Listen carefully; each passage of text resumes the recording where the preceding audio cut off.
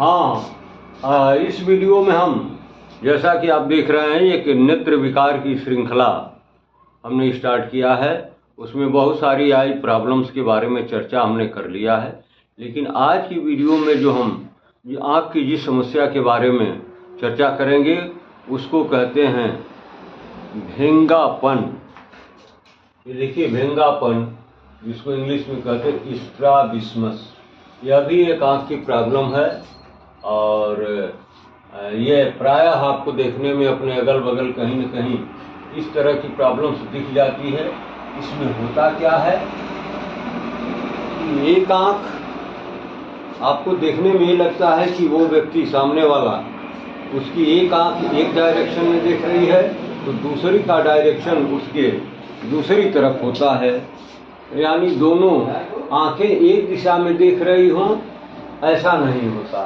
इसमें एक आंख का डायरेक्शन अलग होता है, दूसरे का डायरेक्शन अलग होता है, यानी दोनों आंखें अलग अलग दिशाओं में देखती हैं, ऐसा प्रतीत होता है।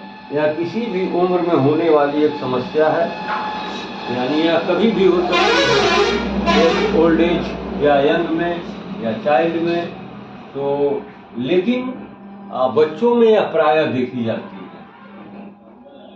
अधिक उम्र के व्यक्तियों में इसकी प्रॉब्लम बहुत रेयर होती है, लेकिन बच्चों में ये प्रॉब्लम आम प्रॉब्लम के रूप में है और बच्चों में ख़ास तौर से पाई जाती है।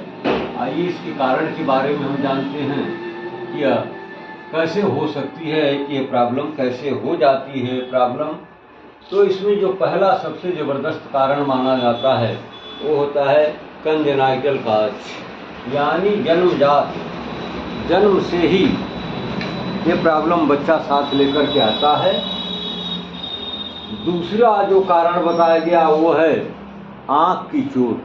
कभी कभी दुर्भाग्य से कोई दुर्घटना होती है तो उसमें ये प्रॉब्लम बन जाती है कि उस व्यक्ति में भेंगापन की समस्या आ जाती है। उसके पहले बिल्कुल वो सामान्य होता है, लेकिन दुर्घटना के बाद ये डिफॉर्मिटी हो जाती है और व्यक्ति भेंगापन का शिकार हो जाता है। तीसरी जो सबसे अहम बात बताई जाती है आई सर्जरी के बाद। जैसा कि आप जानते हैं, शरीर के विभिन्न भागों में, विभिन्न अंगों में तमाम तरह की प्रॉब्लम्स क्रिएट होती रहती हैं, बीमारियां होती रहती हैं। तो उसी तरीके से आँख में भी बहुत तरह की बीमारियां हो सकती हैं, जिनमें कुछ का तो हम मेडिसिन के माध्यम से ट्रीटमेंट दे करके प्रॉब्लम को हल कर लेते हैं। लेकिन कुछ ऐसी प्रॉब्लम्स होती हैं जो केवल सर्जिकल प्रॉब्लम में आती हैं और उनका ट्रीटमेंट जो हम करते हैं वो सिर्फ सर्जरी ही हो सकती है। तो कभी कभी ऐसा भी होता है कि आप किसी आई के प्रॉब्लम की सर्जरी करके उसको ठीक करते हैं, लेकिन एक दूसरा दोष उसमें दिखाई देने लगता है, वो होता है भेंगापन। यानी सर्जरी के बाद भेंगापन की प्रॉब्लम होना यह कोई बहुत असामान्य बात नहीं है, ये सामान्य तरीका से हो सकती है। तो ये कारण आपको बताए गए। और नंबर 4 पर बताया गया अननोन काज, अज्ञात कारण।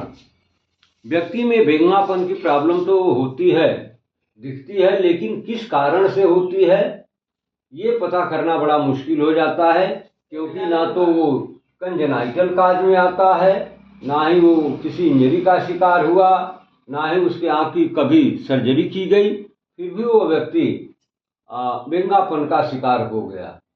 तो ये जो 4 कारण आपको बताए गए, इन्हीं कारणों की वजह से व्यक्ति में स्ट्राबिस्मस या भेंगापन की प्रॉब्लम क्रिएट हो जाती है और उसकी आँख एक आँख का डायरेक्शन अलग दिशा में और दूसरी आँख का डायरेक्शन दूसरी दिशा में दिखने लगता है।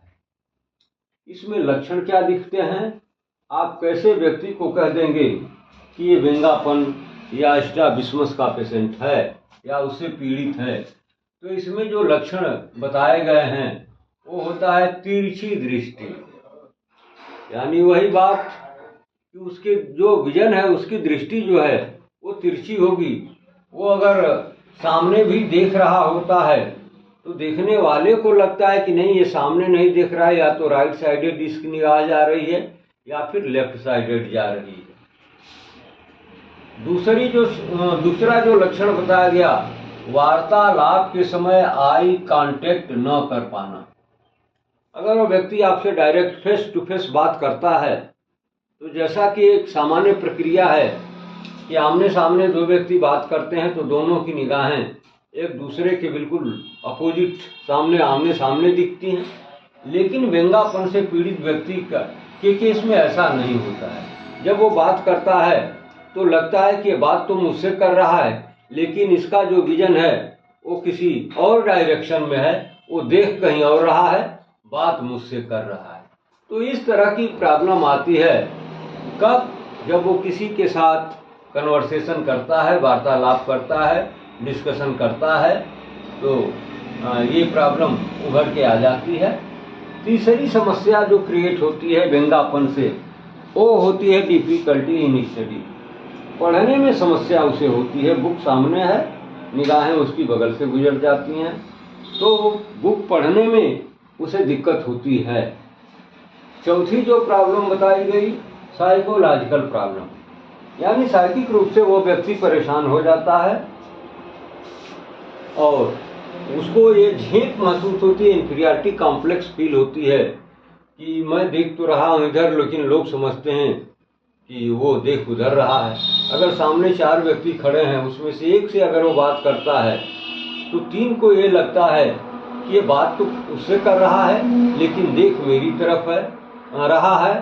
तो ये जो इसका जो डिप्रेशन होता है, उसकी एंजाइटी उसके अंदर होती है, तो उसको हम कहते हैं साइकोलॉजिकल प्रॉब्लम। तो व्यंग्यापन के जो लक्षण है उसमें यही लक्षण बताए जाते हैं। और ये दृष्टि का तिरछा होना, यानी देखेगा कहीं और बात करेगा कहीं और। वार्तालाप के समय आई कांटेक्ट न कर पाना, यानी फेस टू फेस आंख से आंख मिला करके बात करना संभव नहीं होता है। और तिरछी निगाहें होने से, विजन होने से उसे पढ़ने में, पठन पाठन में, रीडिंग और राइटिंग में ये दिक्कत होती है।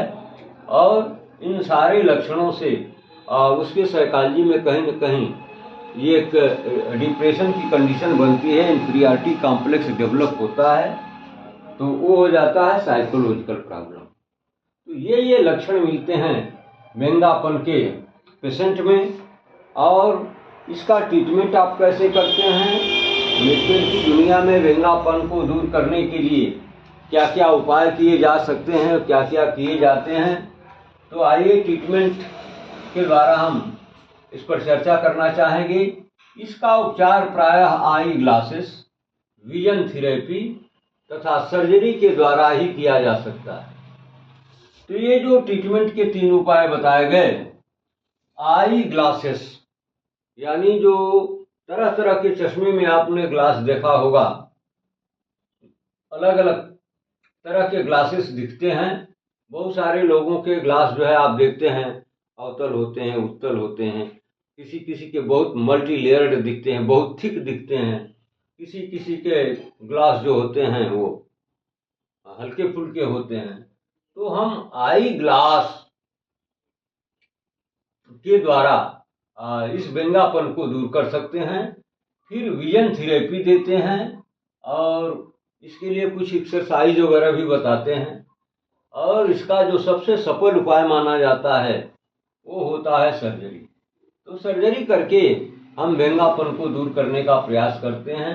और यही सब ट्रीटमेंट के विधान हैं, आई ग्लासेस के माध्यम से, विजन थेरेपी के माध्यम से, या फिर सर्जरी करके व्यंग्यापन की प्रॉब्लम को या तो दूर किया जा सकता है या थोड़ा हद तक कम किया जा सकता है। अब एक नर्सिंग मैनेजमेंट के तहत हमें क्या करना होगा, एक नर्स का क्या कर्तव्य बनता है व्यंग्यापन के पेशेंट के लिए? तो नर्स का एक कर्तव्य बनता है, या जो हेल्थ वर्कर इस प्रॉब्लम को देख रहा है, इस पेशेंट को देख रहा है, उसकी कुछ जिम्मेदारियां बनती हैं कि वह रोगी की समस्या की गंभीरता का निर्धारण करे। फर्स्ट ऑफ ऑल उसे क्या करना चाहिए कि ये व्यंग्यापन की जो प्रॉब्लम है वो किस लेवल पर है, बहुत सीवियर है, मॉडरेट है, माइल्ड है। तो जिस लेवल पर वो है व्यंग्यापन, उसका क्योंकि इसमें भी सबका व्यंगापन बिल्कुल इक्विवेलेंट हो ऐसा होता नहीं है। किसी में हल्का फुल्का होता है और किसी में बहुत ही सीवियर होता है। तो एक हेल्थ वर्कर की ये प्राइम ड्यूटी बनती है कि फर्स्ट ऑफ ऑल वो रोगी के व्यंगापन की गंभीरता को, इंटेंसिटी को वो मार्क करे, असेसमेंट करे उसका कि किस लेवल का व्यंगापन वो झेल रहा है। तो उसी के हिसाब से उसको मैनेज करना आसान होता है, अच्छा होता है। दूसरी जो उपाय बताई गई वो है रोगी को साइकोलॉजिकल सपोर्ट करना। क्योंकि इस तरह का पेशेंट डिप्रेशन में जाता है, एंग्जाइटी में जाता है, तमाम तरह के निगेटिव विचार उसके दिमाग में आते रहते हैं। तो इसके लिए उस पेशेंट को ये चाहिए कि साइकोलॉजिकली आप सपोर्ट करें और उसे काउंसलिंग करें, उसे मोटिवेट करते रहें कि नहीं आपकी प्रॉब्लम सीवियर भले है लेकिन सर्जरी के द्वारा इसको ठीक कर दिया जाएगा, ट्रीटमेंट के द्वारा ठीक कर दिया जाएगा, या फिर हम विजन थेरेपी देंगे जिससे आपकी प्रॉब्लम सदा सदा के लिए ठीक हो जाएगी। तो पेशेंट जब मेंटली मजबूत होता है या उसके अंदर ये भाव आने लगते हैं कि ठीक है इनकी बात में दम है और ये कहते हैं तो ठीक कर ही देंगे, तो जब उसकी फीलिंग्स पॉजिटिव होती हैं, दिमागी रूप से वो थोड़ा स्ट्रांग होता है और उसके अंदर ये बार बार भावना आने लगती है कि बिल्कुल मैं ठीक हो जाऊंगा, अभी तो कोई ट्रीटमेंट लिया नहीं, जैसे शुरू करूंगा मेरे प्रॉब्लम में सुधार होने लगेगा और मैं भी सामान्य व्यक्तियों की तरह से बिल्कुल नॉर्मल हो जाऊंगा। तो ये कहीं न कहीं उसके ट्रीटमेंट में एक बहुत स्ट्रांग फैक्टर के रूप में रिस्पांस करता है रोगी को साइकोलॉजिकल सपोर्ट करना। तो ये हेल्थ वर्कर को चाहिए कि अपने पेशेंट को साइकोलॉजिकली काफ़ी स्ट्रांग बनाए, सपोर्ट करे, उसके अंदर ये विश्वास पैदा कर दे कि जैसे ही ट्रीटमेंट उसका शुरू होगा उसके अंदर धीरे धीरे धीरे धीरे सुधार आना शुरू हो जाएगा और वो एक समय पर बिल्कुल सामान्य व्यक्तियों की तरह से हो जाएगा, उसके विजन में कोई प्रॉब्लम नहीं रहेगी।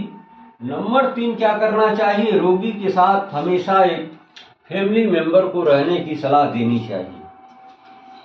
ये एक हेल्थ वर्कर या नर्स की ड्यूटी बनती है, या जो इस पेशेंट की देखभाल कर रहा है उसकी जिम्मेदारी बनती है कि रोगी के साथ नहीं उसके परिवार के लोगों को वो इस जानकारी से अवगत कराए कि कोई न कोई फैमिली मेंबर इसके आगे पीछे अगल बगल, यानी उसके देख रेख में ही इन्हें कहीं आने जाने की व्यवस्था करनी चाहिए।